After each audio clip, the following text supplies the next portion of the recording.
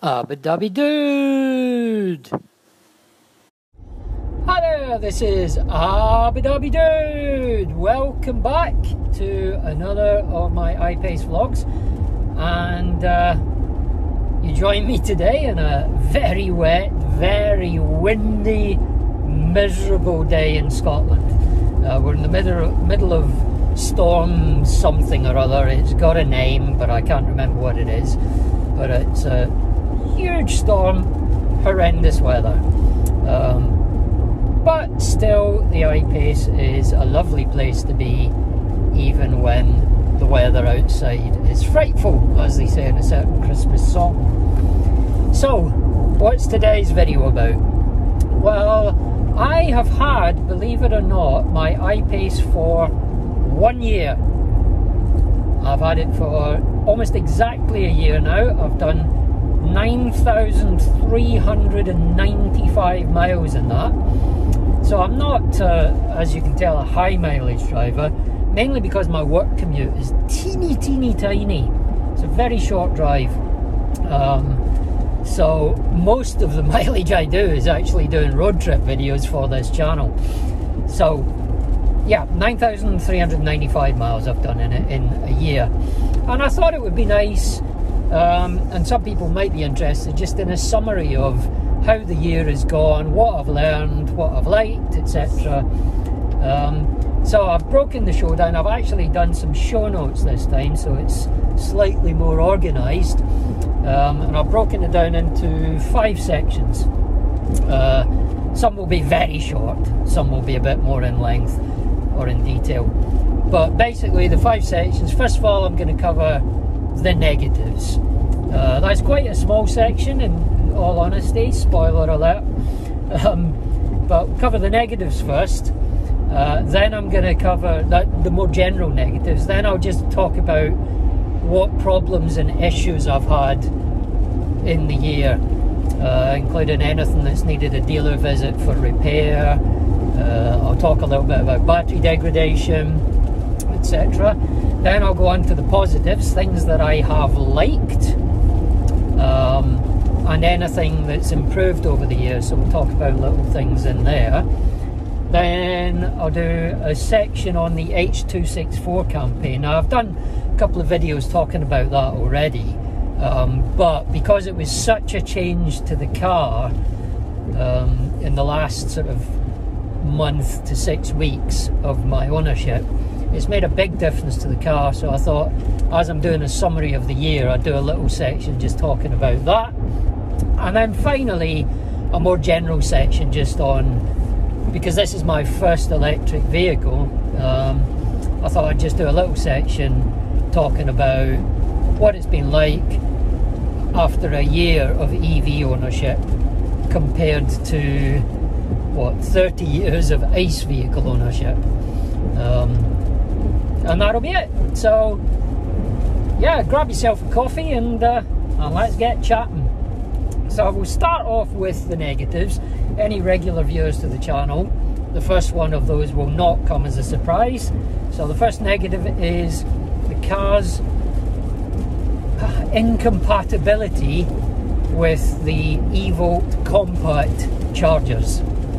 I'm not going to go into all the ins and outs of it, but anybody that's watched the channel regularly, that's watched any of my road trip or public charging adventure videos, will know there's a particular type of charger widely used in Scotland by the Carplay Scotland network, but also used by quite a lot of companies elsewhere, and that charger is called the eVolt compact charger, and the IPace does not like it.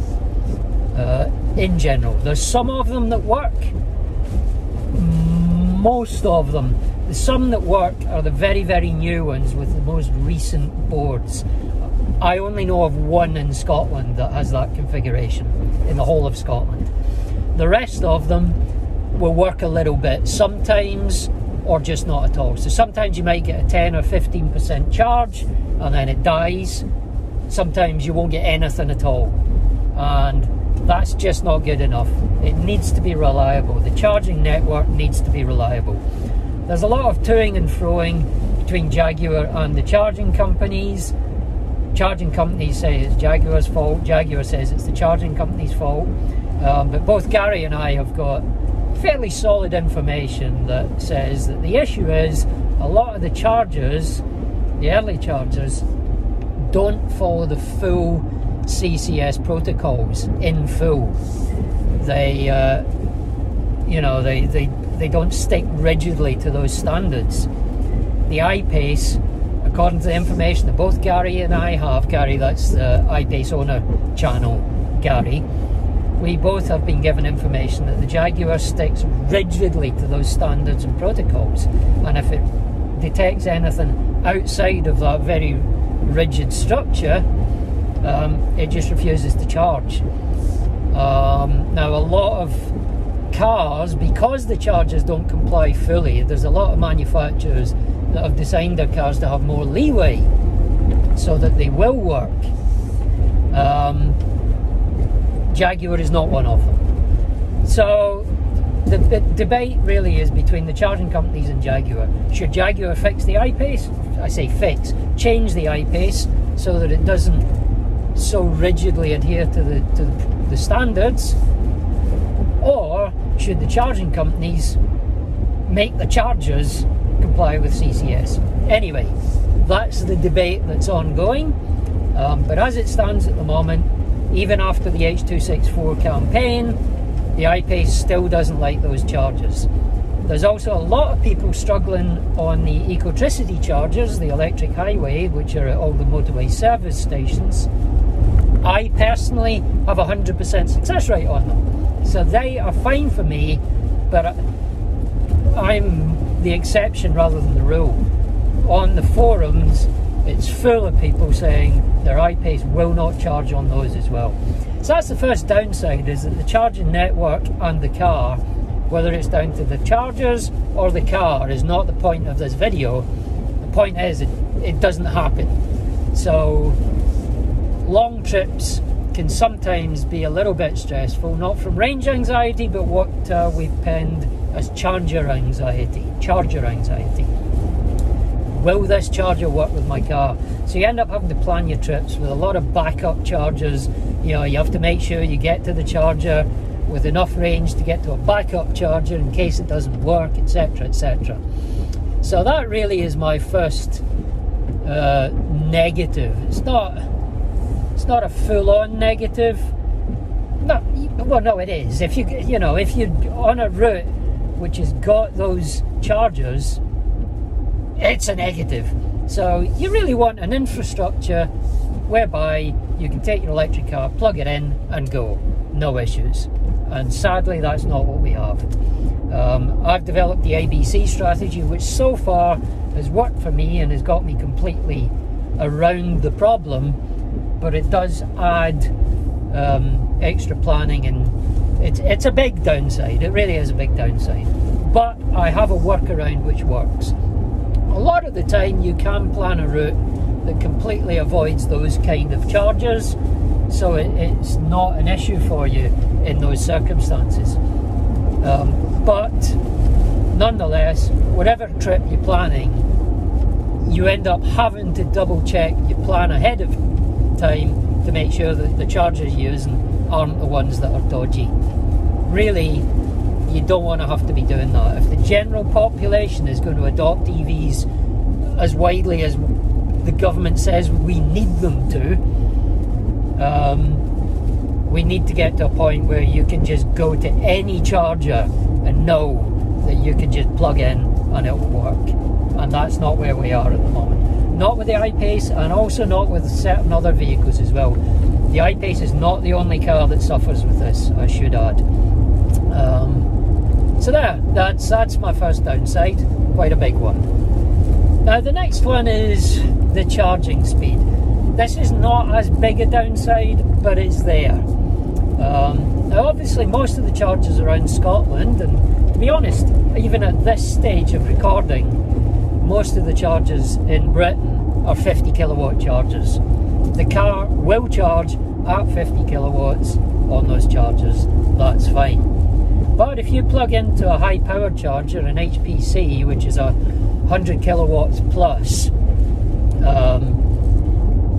the car is supposed to be able to charge at 100 kilowatts. There was a much discussed figure that Jaguar were touting back when I pre-ordered the IPace of charging from 0 to 80% in 40 minutes. The simple fact is the car cannot do that. It's slower. I mean, if you watch my Ionity charging video, I got from 18% to 80% in 43 minutes. Now, I was actually very happy with that. I think that's a good charging speed, in all honesty. Would I like it to be faster? Yes. Was it a deal breaker? No.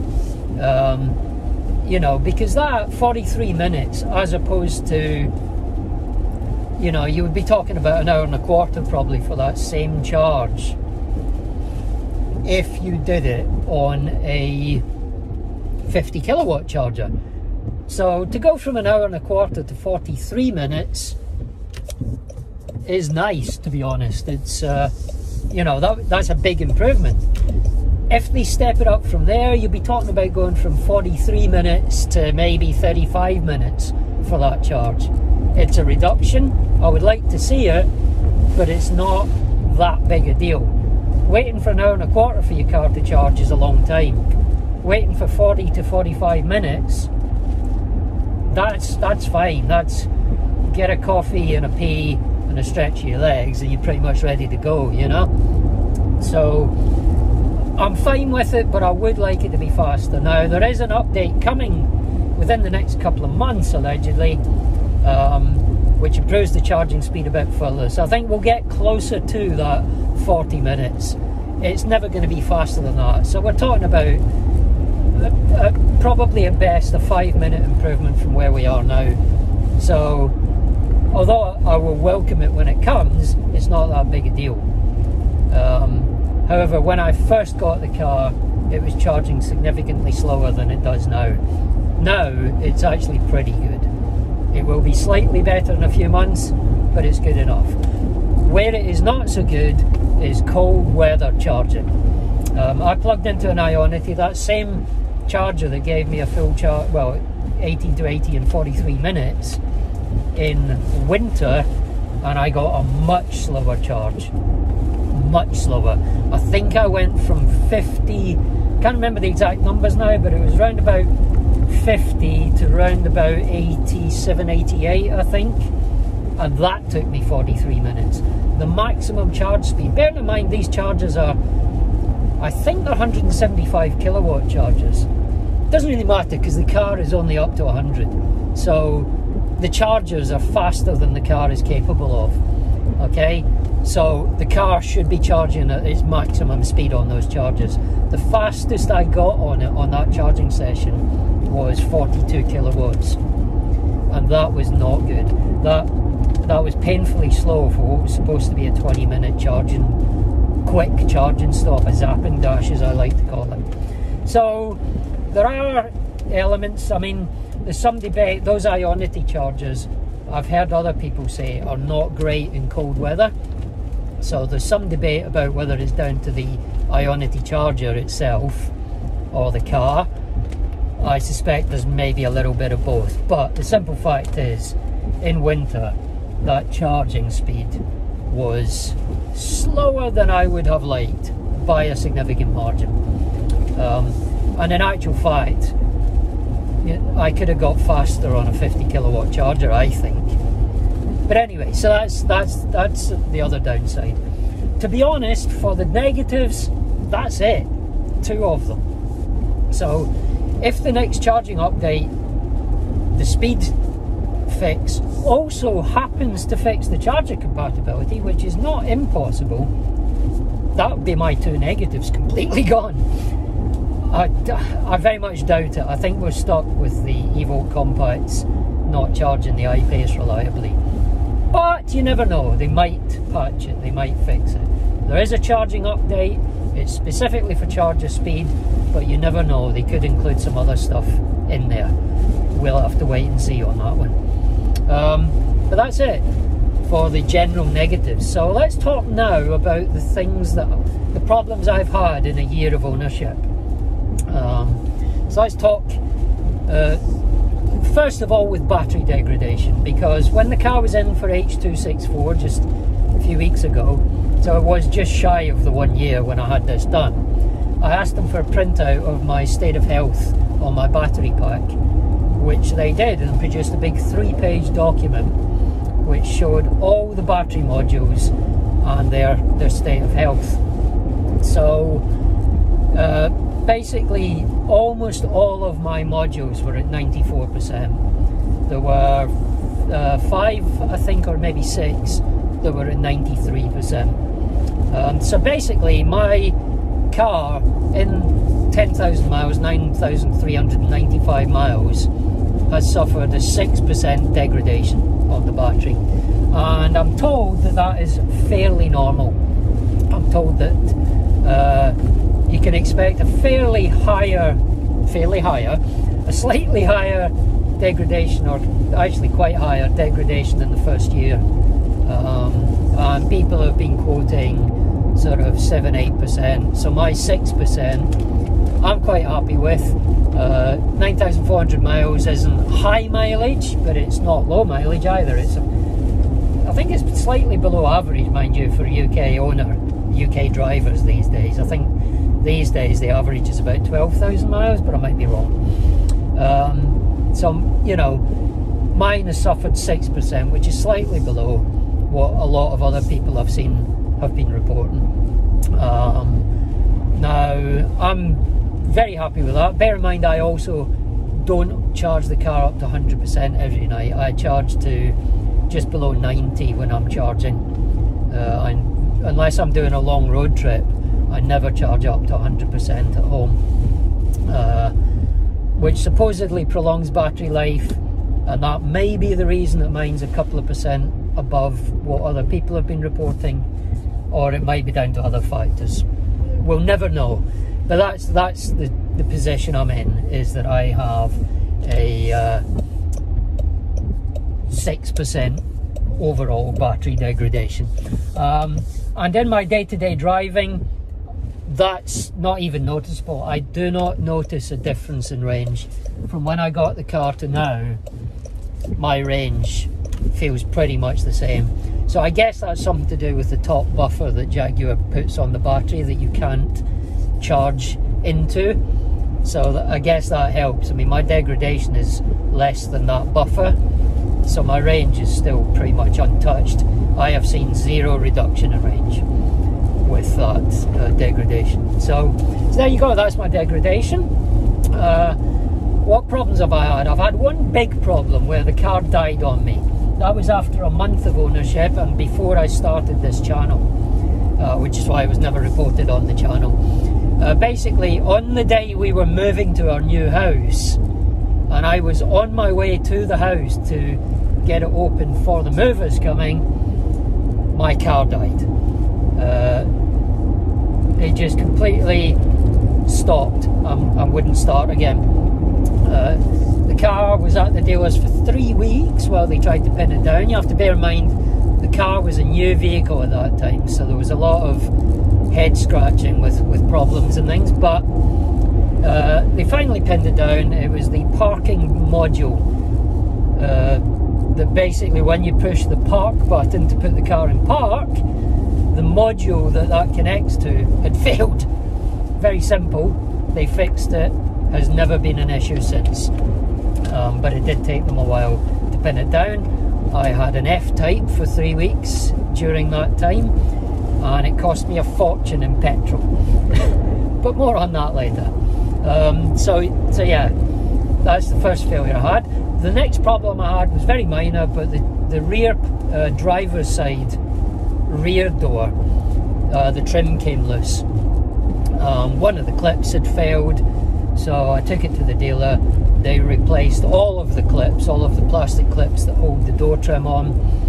Although I think only one of them had failed, but they just replaced them all, put the trim back on, and that's never been a problem since either. That's the only things that have required a dealer repair in the year, which for a brand new vehicle, I don't just mean a new car as in a brand new car, but a new vehicle. The IPace was a completely new vehicle for Jaguar at the time. I think that's a pretty good reliability rate. I'm very impressed with that. So other issues I've had, I've read a lot of people, and I think pretty much everybody has the same thing. The 360 overhead camera view, the front camera, you know, because it takes all the cameras in the door mirrors, the camera on the front and the reversing camera, and stitches them all together to form a 360-degree picture. Well, for some reason the front camera doesn't stitch properly, and you get this out of alignment picture in front of the car when you're on the 360-degree view. It's slightly annoying. It shouldn't be like that, but it is. I'm hoping that it will get fixed someday, but so far they haven't, and I've learned to live with it. I still find the 360 view incredibly useful. It just does look a bit odd when you're looking at it.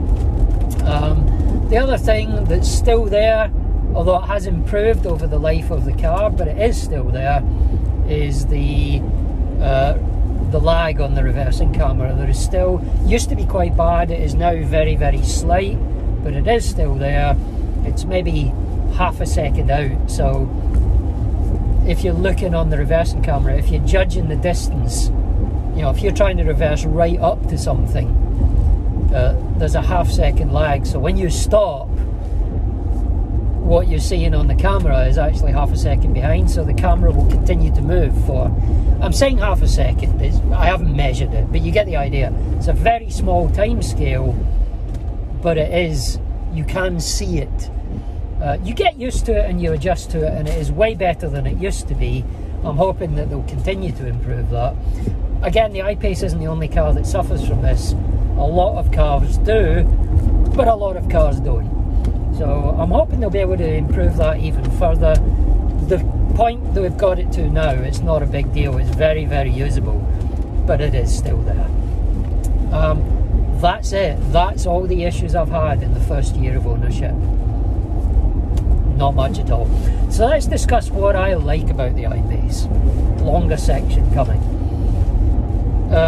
Let's just get the first one out of the way. This car is a joy to drive. It is sheer driving pleasure, out and out. Jaguar have done a phenomenal job on taking a 2.3 ton vehicle and turning it into a sports car. This car handles, accelerates, brakes like a sports car. It is unbelievable. The instant torque when you floor it, which, okay, I'm on a dead straight road with nobody behind me. So let's just, for the purpose of this video, come to a stop, put it in dynamic mode, and... Oh boy! That... Jeez! Right? Every EV does that. Every EV, to some extent, has fast acceleration. But this car also corners really well.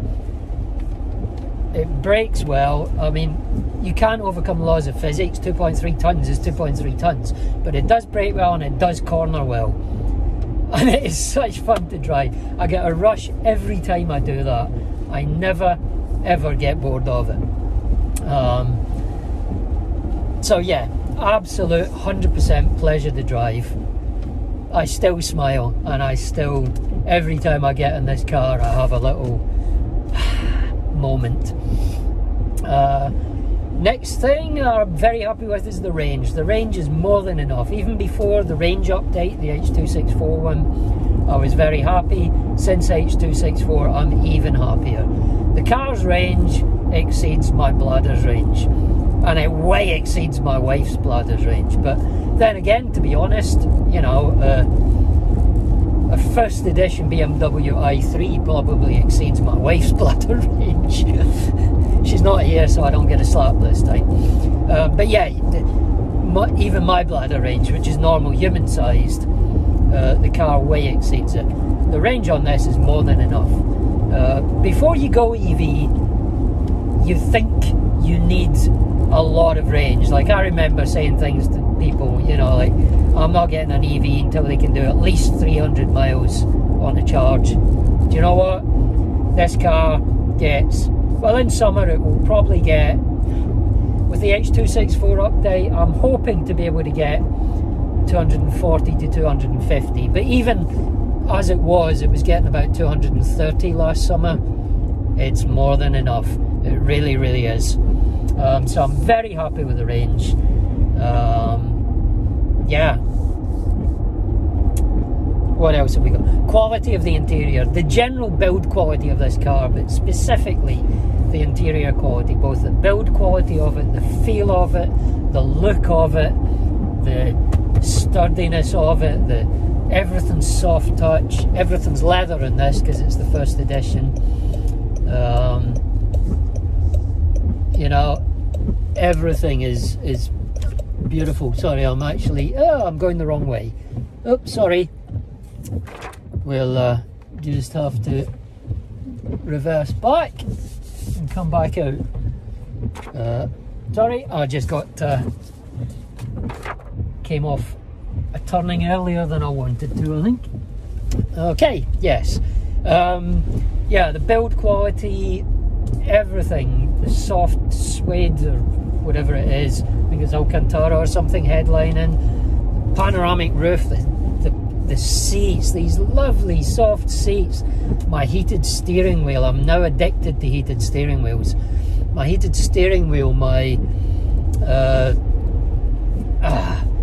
yeah, the interior in this car is spectacular. The ambient lighting, the floating center console, it's a luxurious place to be, and it's one of the reasons I chose this over a Tesla, is because I wanted to feel like I was in a car that costs as much as it does, and I kind of didn't feel that in the Teslas, to be honest. They're great cars, they're phenomenal cars, they're technologically incredible, but I just feel the interior is not what I wanted from a car.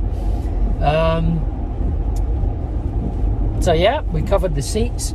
Now, what I also love, the software over-the-air updates. Something that I've read on some of the forums. I've read, let's just say, fanboys of certain other EV companies, naming no names, are full of... I actually saw somebody blatantly state on a forum once that Jaguar I-Paces do not do software over-the-air updates. I don't know why people feel the need to lie about other cars. It doesn't make your car bad if another car is good. Surely we want the world to adopt EVs. To do that, we need to accept that not only the car that I bought is a good EV. This is a great EV, and it's the right EV for me. For other people, the EQC or the e-tron might be the right EV. But this is the right one for me. Okay? Anyway, that's not what I was going to talk about. Software over-the-air updates. So we've had a few. It was slow rolling out at first, and that was because Jaguar, and I think very sensibly, took a very cautious approach to it. Rather than rolling it all out and bunging it out straight away, they took their time with it. They did it on a test basis for some vehicles first, and then, this is the turning I wanted to take, did it on a test basis for some vehicles first. They made the dealers push it to the cars first, so Jaguar would release it, and then your dealer would press the button on their computer that would release the update to then be installed on your car at home over the air. That was how it started, so they could control what markets they released it to. They could control the number of cars. So basically, I think if it failed, they weren't looking at every I-Pace suddenly being bricked and needing a pickup and towed to the dealer. That they wanted to avoid, because the last thing a company like Jaguar can afford is to suddenly have the papers full of Jaguar's new EV sucks. So they didn't do that. They did a staged rollout. Gradually, once they had confidence, they have now gone full over the air, where Jaguar releases it and the car downloads it. There's no dealer involvement at all now. And the over-the-air updates have been good.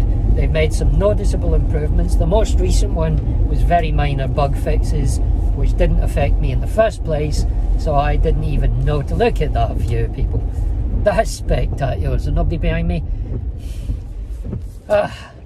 Look at that. This is where I live. Every day I'm thankful for this. Anyway, sorry, yes. So yeah, over-the-air updates are brilliant, and they've added new features. I'll go and talk about one of them in a minute, which was a brilliant new feature, but they've added new features and fixed some glitches and bugs. It's you know, it's brilliant. It's brilliant. Whoa, thank you for looking. Yeah, luckily I was paying attention. Nice that one of us was. So yeah, we've got that. There's more to come as well. With the H264 campaign, they've also increased the number of modules which can be updated over the air. So whereas up till now it's only been the infotainment, now they've enabled the telematics unit and the battery electronics control module, the BECM. They can both be updated over the air as well. So now they can do a lot to our cars without any dealer intervention being required.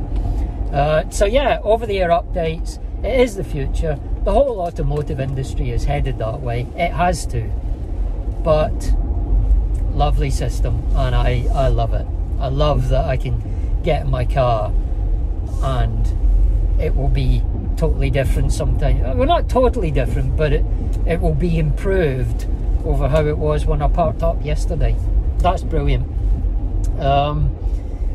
They use one of the other things I've loved is CarPlay. Apple CarPlay. If you're an Android Auto person, it's got that as well. I've never used that, but Apple CarPlay is an absolute joy. It is, and the integration, Jaguar have done a really nice integration with their car. Not every manufacturer has, but the Apple CarPlay integration on the IPace has been done very well, and I used it a lot starting off. I have to say that I have since then eased more back to using the Jaguar inbuilt stuff, and partly it's because when you switch to CarPlay you lose the shortcut buttons for the Jaguar infotainment. So if I want to quickly flip to the camera view or something, I lose the shortcut to that. So I have to go into the menu and switch back to Jaguar and then press the camera button. And often by the time I've done that, the reason I wanted to see the camera is past. Like for example, if I'm manoeuvring through a narrow space, I might want to quickly flip to the camera that looks down and shows you your wheels.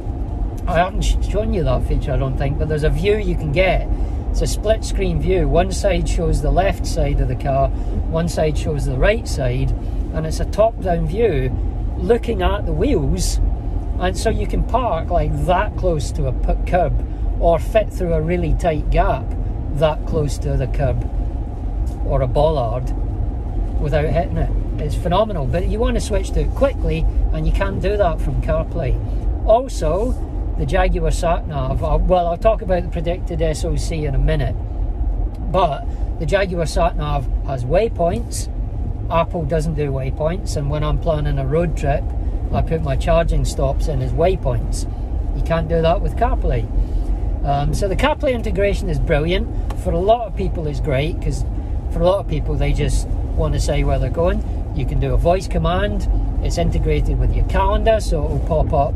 You've got an appointment at the doctor's. Do you want directions? Yes. You know, all that stuff is brilliant, but I have gone back to the Jaguar infotainment system now, which I didn't expect to be doing.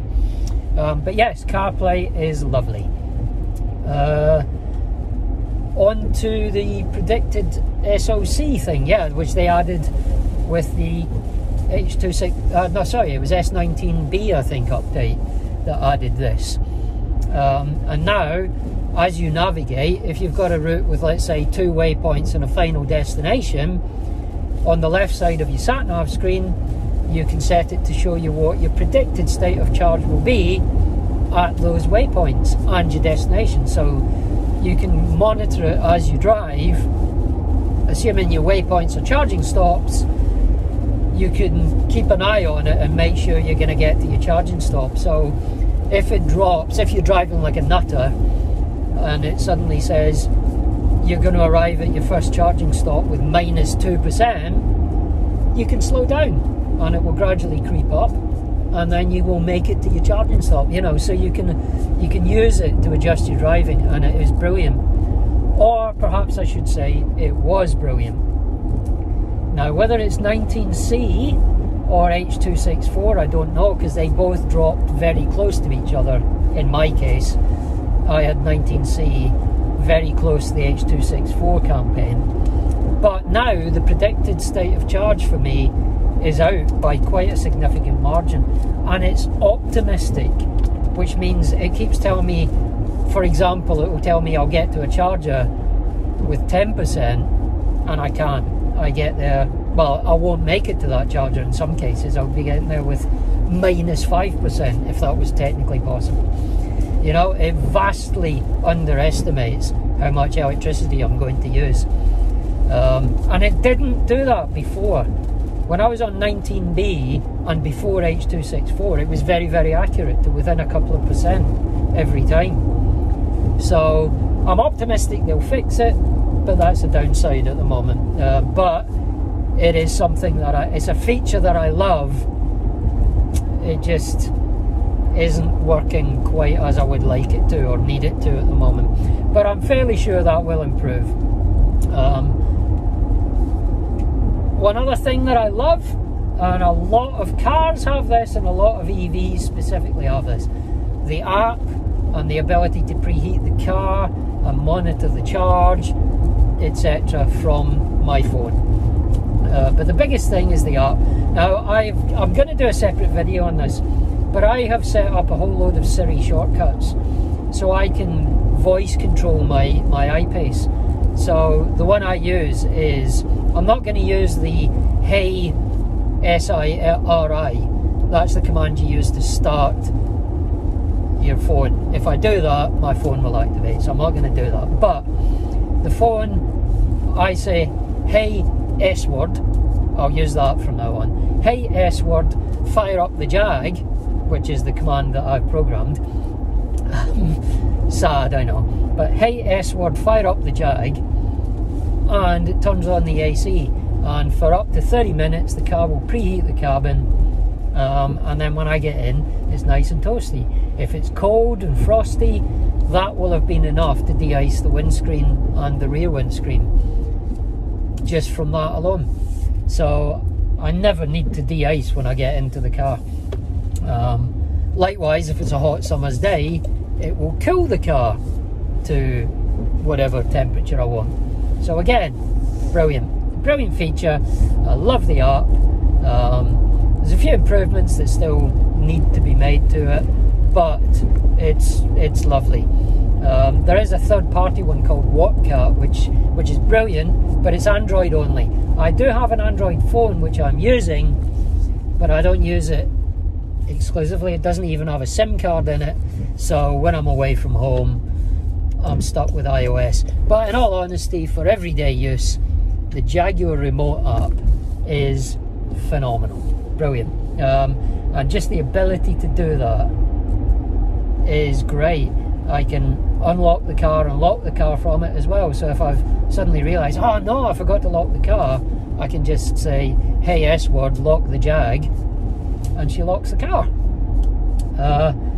etc. And I've also got HomePods at home, the Apple smart speakers, so that means that just walking around the house without even taking my phone out of the pocket, you know, say 10 minutes before I leave in the morning, I can say, hey S word, fire up the Jag from the house, and it works. And then just about to go, I say, hey S word, open the garage door, and I get out of the house, the garage door is open.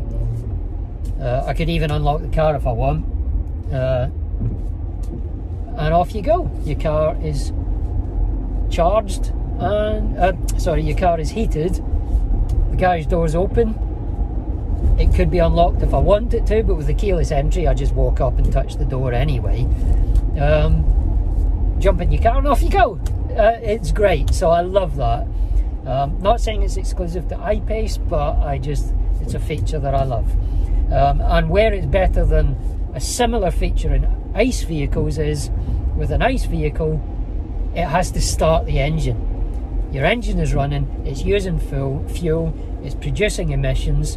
In the UK, if it's parked on the public road, you're not allowed to do that. That's actually illegal.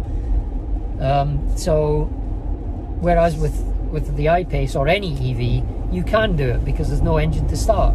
So even if it's parked on a public road, you can still remotely, from anywhere in the world, strangely, not that you'd want it from anywhere in the world, but you don't have to be within range of your key fob, is what I mean. You know, if you're in the shops and you know you're going to be finished in 20 minutes, you can start it up from inside a shopping centre or whatever. But yeah, it's absolutely glorious, and it's not producing emissions while it's doing that. Love that. So that's it. Yeah, that's a summary of my what I've loved over the year. Now let's do a quick talk on H.264. We have covered it, but let's cover it again, just brief as I can. More range, right? That's the biggest feature that's been touted on H.264. More range, and yes, I am getting more range. I did a horrendous drive, not horrendous drive, I did a long drive in horrendous weather. Oops, let's go right here. Sorry. I did a long drive in horrendous weather not so long ago. Strong headwinds, sorry. About 30-mile-an-hour headwinds. Much like today, actually. Heavy rain, very wet roads, and single-digit temperatures, so cold. And I was getting 200-mile range on roads which are hard driving. There was a chunk of motorway driving, which I did at full motorway speeds, and a chunk of country road driving, which is a lot of braking and accelerating. A lot of braking and accelerating. So, which again is hard on range, and I was getting 200 miles. And I remember saying to Gary on the IPace Drivers Show, episode 2, if you want to watch it.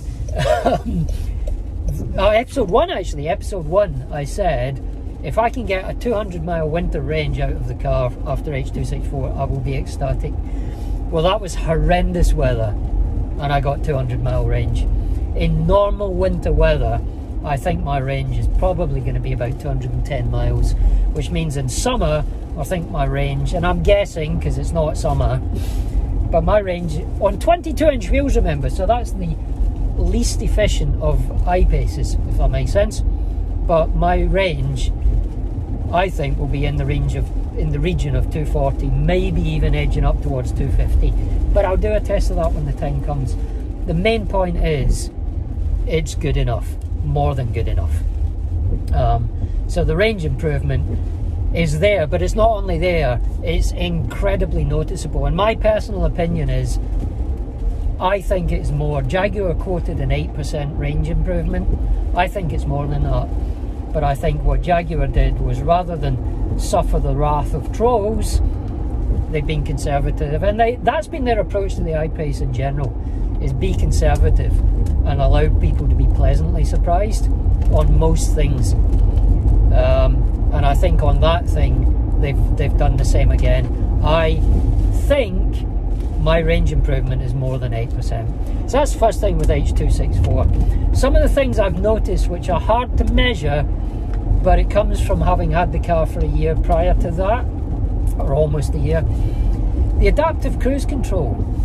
I think they've changed the distance that it sits behind the car in front, because it used to be that it defaults, when you turn the car on, it defaults to a setting of 2. You can have a range of from 1 bar to 4 bars. you can set your cruise control for, and it's just the distance that it sits behind the car in front that changes. So that when it comes on, when you first switch on, it defaults to 3 bars, and if you switch it to eco mode, it increases it to 4 bars. Before H.264, or it may be one of the other updates, it may be the 19C update or something, but previously I was always changing the car to 2 because 3 was too far behind the car in front. But lately I've noticed that 3 is fine, and I'm leaving it on 3. And I never did that before. So I think they've changed that. It's like I say, it's hard to measure it, but my feeling is that it's sitting closer to the car in front at a more normal range, more what I would want it to. So that's a good thing. I'm happy about that. The regen, they have vastly improved the regen. So that's one of the things that gets you the improved range, but it also just improves the overall drivability of the car. The regen's more aggressively now, it's more noticeable. But in addition, what I like about it is it also gives you regen at lower speeds. The regen used to cut out really below about, not really below 10 miles per hour, but it really tapered below 10 and was practically 0 below 5. Now you can regen the car to a complete stop, and in fact I'm going to do that right now. I've not touched the brakes. 5, 4, 3, 2, 1, 0. I've stopped. I started to roll slightly backwards, and the car has applied the brakes. That's the next thing I'm going to talk about, is they've improved the hill hold. Used to be that the hill hold system did not apply itself. I'll do it again now. Foot off the brake, off the accelerator, sorry, not touch the brake on either of these, car has come to a stop, and the hill hold system has applied itself, so the car doesn't roll backwards. It never used to do that. So in addition to regenning to 0, it now applies that hill hold system, so it sticks the brake on and it keeps it on. Never used to do that until you manually press the brake. So previously, to come to a complete stop, you had to touch the brakes anyway, but then when you came to a stop, you had to firmly press the brake, or the car would start rolling backwards if it was on an uphill. That's not the case anymore. So we're now in complete single pedal driving territory with the IPace, which I absolutely love. I think on a downhill, I've not really been able to test that, but I'm just going to do it now because I'm on a slight downhill. Let's see.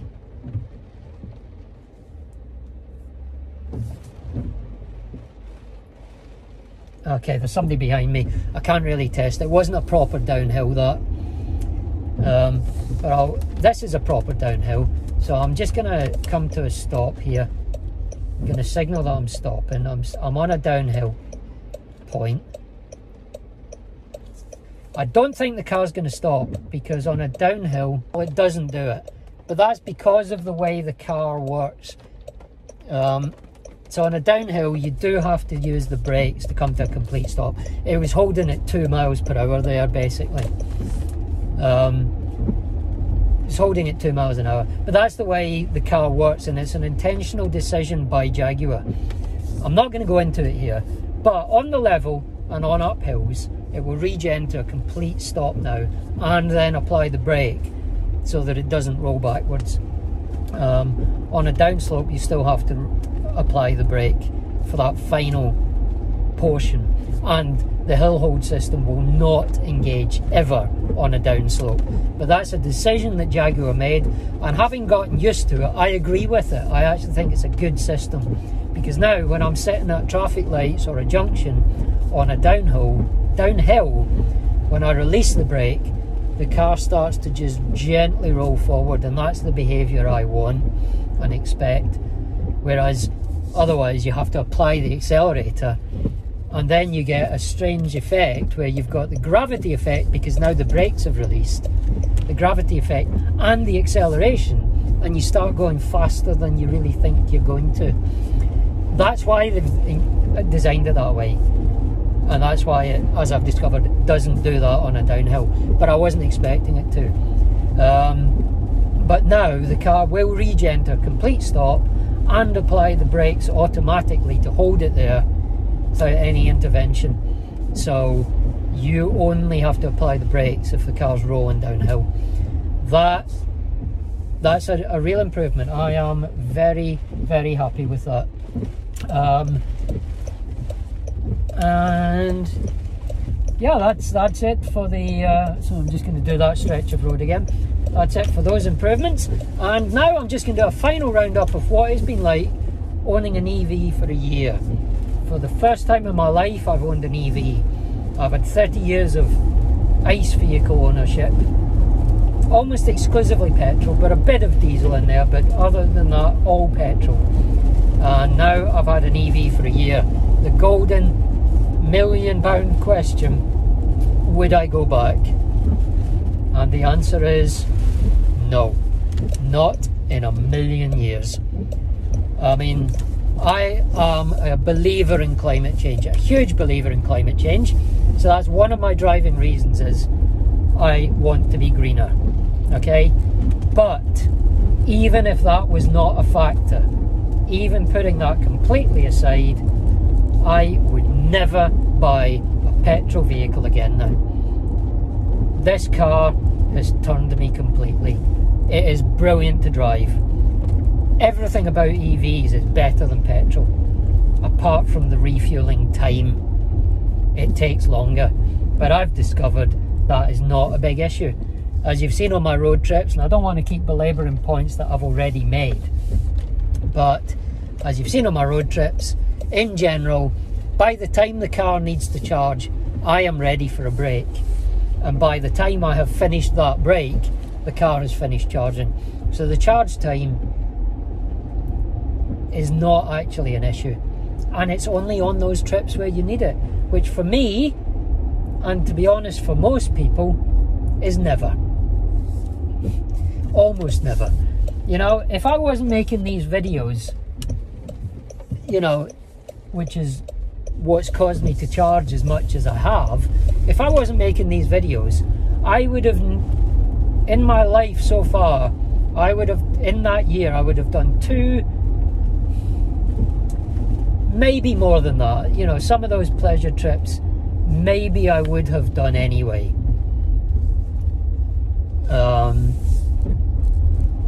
Sorry, I'm just gonna have to turn round up here, because I'm now killing time to finish the video. Full disclosure. Yeah, so really maybe 3 or 4 trips I would have needed to charge, as opposed to, in that year, how many times would I have had to go to a petrol station? Way more than 3 or 4. So although the charging is longer, it's not something you actually do very often, you know. So in net time, and if you factor in I would have been taking breaks for those charging trips anyway, but in net time I'm up on the deal. I've spent way less time charging than I would have putting petrol in my car. In addition, for your regular daily drives, my commute to work, I come out of the house every morning, I've got a full tank. You know, my battery is fully charged, or to 90% as I charge it up. So, never in the year that I've had my car have I had to leave for work 10 minutes early because I needed to put petrol in. Not once, never. And never have I come out of work and got home 10 minutes later because I had to stop for petrol. I always wake up with a full tank, and I know that the car will get me to work and back, and then it will be full again tomorrow, magically. So the whole charging thing is really a non-issue. It's also, I've discovered what a dirty process charging your EV is. It's a filthy, what a filthy process filling your petrol tank is. Forecourts are dirty and smelly, and it's cold in the winter, and you're standing there holding a freezing cold metal thing, which in the UK we have to hold it the whole time we're refueling. It's filthy, it's horrible. And then you have to get back in your car, you drag in all the mud and oil and whatever else was on the ground, you drag that back into your car. It's horrible. It's a horrible experience. So no, hate that, love charging. Then there's the cost. My EV costs me roughly, and bear in mind, we're talking about a car that has a 0 to 60 it's a 400 horsepower car that does 0 to 60 in 4.5 seconds. And for that 10,000 miles, it has cost me the maximum in any 1 month that this car has cost me in fuel is £20. So even at worst case scenario, worst case, this car has cost me £240 in the year for fuel. I would have been spending that a month. The 3 weeks I had that F-Type, which was similar performance to this, I was spending that in the month. That was without road trips, actually. Right, anyway, putting that aside, a similar, I don't want to get too in depth, but £240 in a year. And it wasn't, that was the highest month, was £20. Some months it's been £15. But if I take that month, that worst month, and multiply it by 12, so in other words, more than I actually spend. So if I take that 240 miles, £240, sorry, that 9,400 miles of use has cost me 2.5 pence per mile. Now that's because I use Octopus Go. If you want to learn about that, I've got another video on my channel about it. But because I've got a cheap overnight tariff, basically, it has cost me 2.5 pence per mile for a car that can do 0 to 60 in 4.5 seconds. I mean, that is so much cheaper even than a cheap petrol car. You know, something that will do 0 to 60 in 12 seconds will cost you more than that to run. So it's unbelievably cheap to run. They're expensive to buy, I grant you, but your day-to-day running costs are so cheap. And I'm at 10,000 miles and the car is not due for a service. 10,000 miles, not due for a service. It's not due for a service for another 10,000 miles. And that service is tiny. There's not much done on it. They service the AC, they service the brakes, which I will guarantee will be hardly worn because I barely use them because I use regen. They check all your fluid levels, like your windscreen wiper fluid. Well, I do that anyway, but they check that. They check the coolant levels in the battery, the thermal management system and the transmission cooling system. That's it. There's no oil changes, there's no filters, nothing. They probably oil the door hinges and some stuff as well, but it's basically a minimal service. So yeah, the running costs, I have been so impressed. Just stop and think about that for a minute. 2.5 pence per mile for a 400 horsepower car. Let's move on. Since I brought up 400 horsepower, the performance, EVs in general, this applies to EVs in general, but mine obviously, specifically the IPace, the performance is, at the risk of using a weak pun, electric. It is astonishingly quick. And it's not just that 0 to 60 time. A lot of people compare it and say, well, yeah, but I could buy an F-Type that does that. But it's the way it delivers the power. The difference is astonishing. I'm doing 30 miles an hour now. Let's knock it into dynamic just for the full effect. I'm doing 30 miles an hour.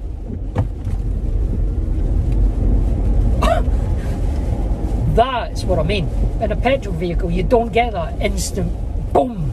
You just don't get it. You're doing 30, you floor it, the revs build, the car will probably drop itself by 1, maybe 2 gears.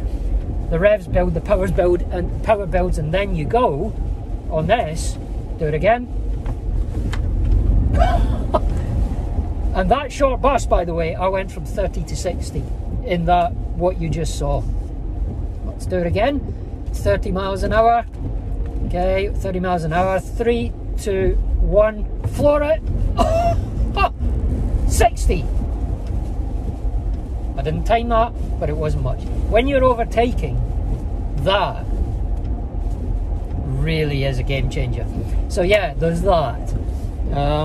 Then what's my final thing? I think I'm on my final point. You'd be pleased to know. Yes, smooth and quiet. Putting aside that incredible dynamic performance, you knock it into comfort or eco. I'm cruising along here. Okay, I am now cruising along at 60 miles an hour. I'm talking in a normal voice. The car is silent. I'm now braking without braking. The car is silent. I just lifted off the accelerator there. I'm now at 30. Accelerating back up. Still talking in a normal voice. No ear-shattering explosions. I know some people like that sound, and I must admit, I love the sound of a V6 or a V8 exploding in front or behind me. But if you're on a 300-mile drive, that gets tiring.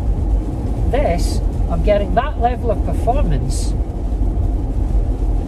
silently and effortlessly, and the car is smooth. The acceleration isn't jerky because there's no gear shifts. Slowing down for a corner isn't jerky because there's no gear shifts. Accelerating back out of the corner isn't jerky because... And it's quiet and smooth when you want it to be, and it's dynamic and mind-bogglingly exciting when you want it to be. This has been an eye-opener for me. I thought I would have to adjust to having an EV. I thought I was going to be making compromises, and what I've discovered is that I have actually been making compromises for the last 30 years. Now the compromises have ended. This is driving. And as another well-known motoring show would say, on that bombshell, I'm going to end the video.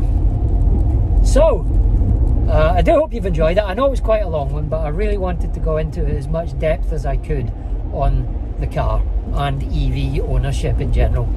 I hope you have enjoyed it. If you do, please click on that thumbs up. It's hugely helpful for the channel. And if you are enjoying my videos, then don't forget to subscribe. If you do want to subscribe, you can do that right now by clicking my ugly little face over there. And don't forget to check out some of my other videos like this one up here. Till next time, this is Abu Dhabi Dude saying so long, take care, see you soon. Bye, Abu Dhabi Dude.